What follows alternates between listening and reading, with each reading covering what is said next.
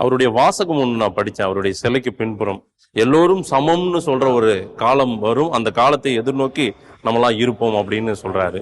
அப்படி அந்த எல்லோரும் சமம்ன்ற ஒரு என்னுடைய தந்தையார் அவரை கொஞ்சம் நேரில் சந்தித்து இருந்திருக்கிறார். அந்த குடும்பத்திலே என் தந்தையார் இருந்திருக்கிறார். தந்தையார் அடிக்கடி சொல்வார், அவர் கூழ் குடித்தாலும் குடிச்சிருவார். பசிச்சா ஓட்டு கேட்டு போறப்ப வயல்ல இருக்கிற வேர்க்கடலை செடி எடுத்து சாப்பிட்டு தண்ணி குடிச்சிட்டு போயிடுவார்.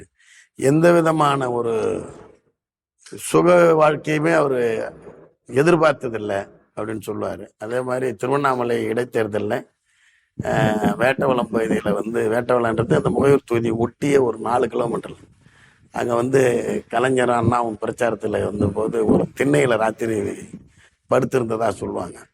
ரொம்ப எளிமைன்னா அப்படி ஒரு எளிமையாக இருந்தவர்.